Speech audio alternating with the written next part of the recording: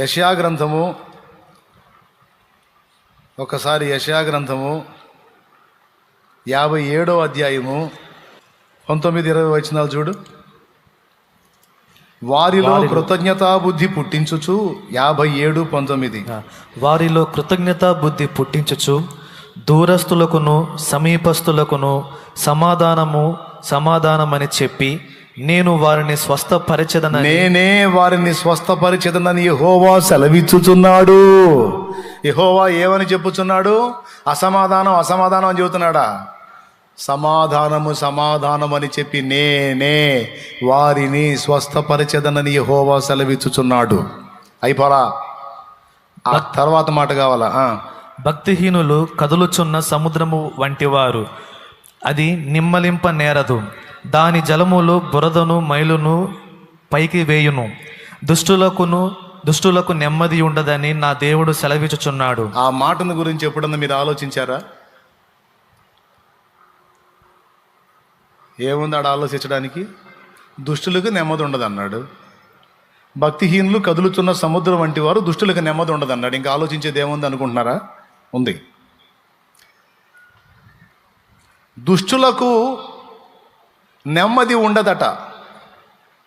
అంటే ఇప్పుడు ఇక్కడ కూర్చున్న వాళ్ళలో నెమ్మది లేకుండా కలవరంలో బతుకుతున్న వాళ్ళు ఏ లిస్టులోకి వచ్చారో ఆలోచించుకోండి.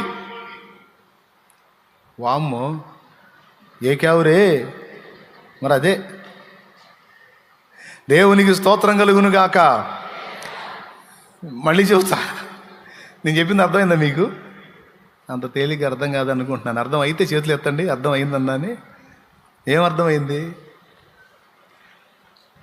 నెమ్మది లేకుండా కదులుతున్న సముద్రం లాక నెమ్మది లేకుండా అసమాధానంతో బతికేవాళ్ళు దుష్టులు, భక్తిహీనులట. ఇప్పుడు మీలో నాకు నెమ్మది లేదన్నా, అసలు సమాధానం లేదన్నా అన్నోళ్ళు చేతులు ఎత్తండి.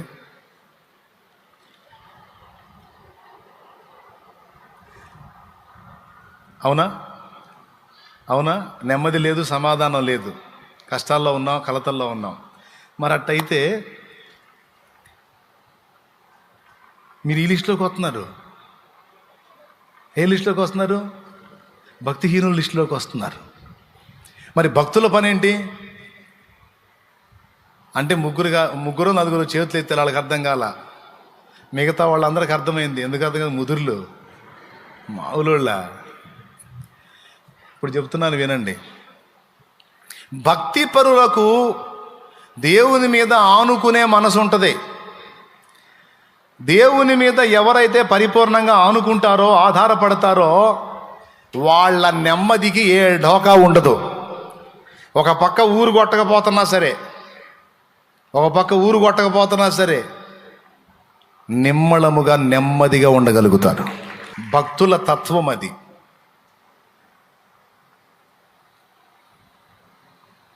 శ్రమలు భక్తులకు కూడా ఉంటాయండి, సమస్యలు భక్తులకు కూడా ఉంటాయి, అప్పులు, ఆర్థిక ఇబ్బందులు భక్తులకు కూడా ఉంటాయి. అయినా లెక్క చెయ్యరు. ఎందుకంటే వాళ్ళు విశ్వాసులు విశ్రాంతిలో బ్రతుకుతుంటారు. ఎన్ని కలతలన్నా ఉండని, ఎన్ని నిందలన్నా రాని, ఎన్ని అప్పులన్నా కానీ, ఎన్ని తిట్లన్నా తిట్టని, నా దేవుడు ఉన్నాడు, ఆయన చూస్తున్నాడు, ఆయన వింటున్నాడు, ఆయన రాస్తున్నాడు, ఆయనే నాకు తీర్పు తీరుస్తాడు అని విశ్వాసులు కదా, విశ్వాసం గలవాళ్ళు కదా, నెమ్మదిగా ఉంటారు,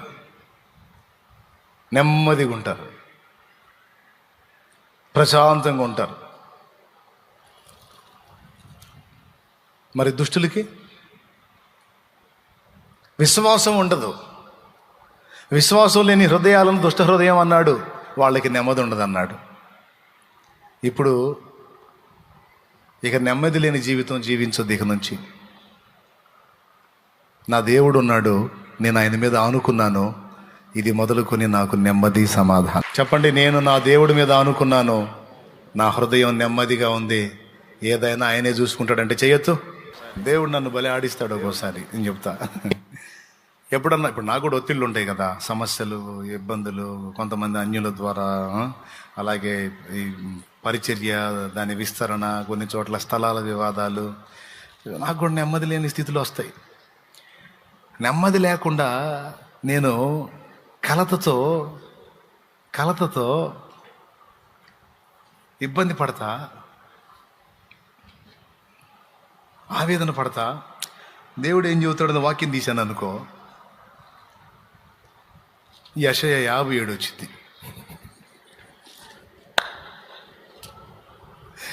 అందులో ఏముంటుంది తెలుసా? దుష్టులకు నెమ్మది ఉండదు అంటాడు.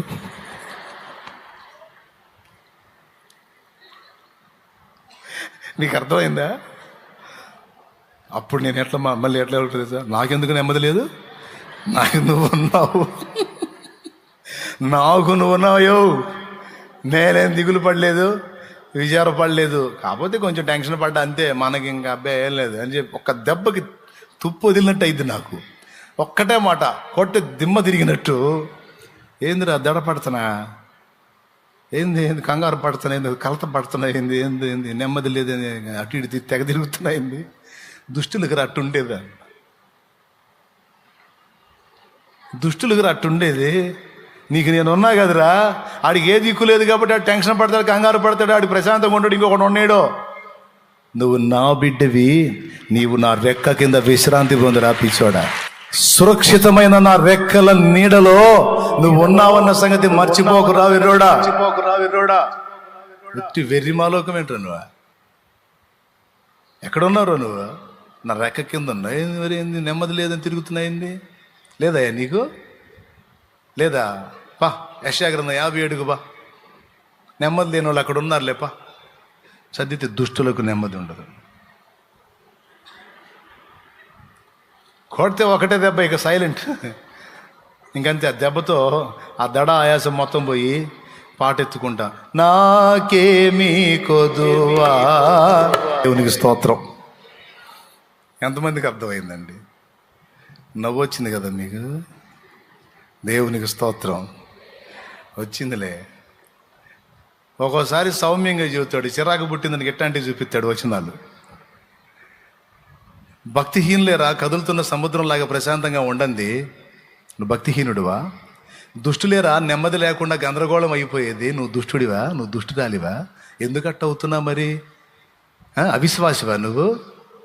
అవిశ్వాసులరా, వాటి కోసం వీటి కోసం, అది లేదు ఇది లేదని గందరగోళం అయ్యేది.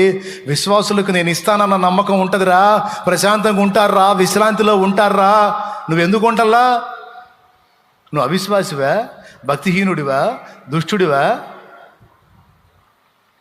కాదయ్యా. మరి ఇంక నోరు మూసుకోయా. సరే ప్రభు. ప్రియులారా, ఇప్పుడు చెప్పండి, విశ్వాసులైతే ఎందులో ఉండాలి? విశ్రాంతిలో ఉండాలి. నువ్వు విశ్రాంతిలో ఉంటున్నావు అనుకో, ఎన్ని టెన్షన్లు అయినా సరే విశ్రాంతిలో నువ్వు ఉంటున్నావు అనుకో, ఒరిజినల్ విశ్వాసివి నువ్వు.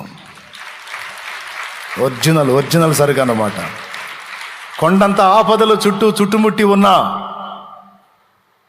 నువ్వు ధైర్యంగా, నిమ్మళంగా, నెమ్మదిగా ఉన్నావు అనుకో, ఒరిజినల్ సరుకు అన్నమాట. ఒరిజినల్ విశ్వాసి. ఊరకూరకనే కదిలిపోతున్నావు అనుకో, ఇది డౌటే, ఇది నకిలీ సరుకు. ఒరిజినల్ సరుకు అయితే నిన్నటికి దేవుడు, నేటికి దేవుడు, రేపటికి కూడా ఆయనే ఉన్నాడు. దేవా, ఇదిగో నీ చిత్తం నెరవేర్చ నాకు శక్తి నీవు, ఇదిగో నీ దాసుని నువ్వు నాకున్నావు, నేను నిరంతరం నీ విశ్వాసంలోనే బ్రతుకుతున్నాను, నాకు భయం లేదయ్యా, నాకు టెన్షన్ లేదు, నా తండ్రివి నువ్వు ఉన్నావు, నువ్వే చూసుకుంటావు. దేవా, నాకు తెలీదు, నేను ఇంతే అనుకుంటానండి, నా పర్సనల్ చెప్తున్నా కదా, నాకు మరీ మొరాయించినానికి ఏదన్నా ఏకాంతంగా పోయి కూర్చొని నాకు తెలియదు, నువ్వే చూసుకో, నా వల్ల కావట్లేదని చెబుతా. నన్నేం చేయమంటావు? నా వల్ల కావట్లే, నువ్వే చూసుకో. నున్నావుగా, ఉన్నవాడివిగా, సర్వశక్తి గలవాడివిగా, నాకు తెలియదు ఎవరితో మాట్లాడతావు ఏమో నాకు తెలియదు. కోటాలకు టైం వస్తుంది, మరి ఏడాడు తిరుగుతున్నాను, పిచ్చి పట్టినట్టు తిరుగుతున్నా, ఏడ దొరకలా, మరి నన్ను ఏం చేయమంటావు? ఇతను అమ్మని అంటున్నాడు, నాకు తెలియదు, నువ్వే చూసుకో అంటే వచ్చి మొత్తం అప్పచెప్పిపోయాడు. దేవునికి స్తోత్రం కలుగును గాక. అది నాకేం తెలుసా, నన్నేం చేయమంటావు? ఆయన అమ్మడంట కోటుగాడు. మరి సంగతి ఏం చూడు, కోటుగాడి సంగతి దేవుడు చూశాడు. ఎవరైనా నా దేవుడు కదిలిస్తాడు. అయిపోయింది అనుకున్న దాన్ని ఏం కాలేదు, ఇదిగో నేనున్నాను అంటాడు ఆయన. దేవునితో మాట్లాడేటప్పుడు దేవుడు సంతోషపడేటట్టు మాట్లాడాలి. వీళ్ళు వచ్చి అవిశ్వాసం మాటలు మాట్లాడితే ఏం మాట్లాడాలి తెలుసా? నోరు మొయ్యండి, పిచ్చి మాటలు మాట్లాడొద్దు. ఏముందో అది అయిపోయింది, ఇది అయిపోయింది, అట్ట అయిపోయింది, ఇట్ట సోది మాట్లాడొద్దు. మీరు అట్లా మాట్లాడేటట్టయితే పక్కకి వెళ్ళండి. మీరు ఏమైంది, ఏం కాల, నా తండ్రి ఉన్నాడు, నాకు జరిగిందంతా నా మంచికే వచ్చింది, జరిగిందంతా నా మేలుకే వచ్చింది. మీకు నష్టంలా కనపడుతుందేమో, నేను కష్టాలు పడుతున్నాడు కనపడుతుందేమో, ఇవన్నీ నాకు అవసరం, ఇవన్నీ నా మేలుకే వస్తాయి. మీకేం తెలుసు? ఇవన్నీ నా మేలుకే వస్తాయి, మీకేం తెలిసి వచ్చింది? మాట్లాడుతున్నారు పెద్ద. ఎవరు మూసిపండి. నీ మనసుతో మాట్లాడేటప్పుడు నీ మనసుతో కూడా నువ్వు మాట్లాడుకోవాలి. మనసు కోతి లాంటిది, గంతులేస్తుంటది. ఏయ్ మనసా, ఏమిటే గంతులేస్తున్నావు? ఏమిటే భయపడుతున్నావు? ఏమిటే ఏదేదో అయిపోతుంది అన్నట్టు ఆందోళన పడుతున్నావు? పిచ్చి మనసా, ఏమైంది? నీ మనసుకు కూడా నువ్వు సమాధానం చెప్పుకోగలగాలి. నీ మనసుకు కూడా నువ్వు వాక్కు రిలీజ్ చేయాలి. మనసు అంటది అయిపోయింది, అంతా అయిపోయింది, కొంప మునిగిపోయింది, ఏదో జరగబోతుంది, ఏదో అయిపోబోతుంది, ఏదో జరగబోతుందని మనసు అంటుంటే ఏమీ జరగట్లేదు. అంతా మనకి ఫేవర్గానే జరిగిద్ది, అంతా మనకి ప్లస్సే అయిద్ది, అంతా మనకి మంచిగానే జరిగిద్ది. అది ఎన్ని వంకరలు తిరిగినా మనసా, అది మనకి ప్లస్ అయిద్ది. ఎందుకో తెలుసా? దేవుడు మన పక్షమున ఉన్నాడు. దేవుడు మన పక్షమున ఉన్నాడు. సమస్తము సమకూర్చి మేలుకు తెస్తాడు. ఏదన్నా జరగని అది అడుదిరిగి ఇటు మంచికే. మీకు గుర్తుండాలి. ఎందుకంటే ఇలా సమస్తము సమకూడి నా మేలు కొరకు జరుగుద్ది. మనసా అంత మనకి మంచి జరిగిద్ది. జనాలకు చెప్పడం కంటే ముందు మన మనసుకు చెప్పుకోవాలి. చెప్పండి, నీ మనసుకి, మనసా చెప్పు, నా మనసా కలత చెందకు. చెప్పు, మనసా కలత చెందకు, సమస్తము సమకూడి మన మేలుకే జరిగింది. ఎందుకనగా చెప్పు, ఎందుకనగా మనం దేవుణ్ణి ప్రేమిస్తున్నాం. దేవుడు చెప్పు, దేవుడు మనల్ని ప్రేమిస్తున్నాడు. మనం ఆయన్ని ప్రేమిస్తున్నాం, ఆయన మనల్ని ప్రేమిస్తున్నాడు. ఇక్కడ పరస్పర ప్రేమానురాగాలు కొనసాగుతున్నాయి కనుక ఏది జరిగినా మనకు మేలే మారిద్ది. ఇది నీ మనసుకి ఇవ్వాల్సిన సాక్ష్యం. ఇంకొకడు ఉన్నాడు, సిగ్గులేనాడు, సైతాను. వాడితో కూడా వాక్కు రిలీజ్ చేయాలి. వాడికి కూడా వాక్కు రిలీజ్ చేయాలి. వాడికి ఏం వాక్కు రిలీజ్ చేయాలో తెలుసా?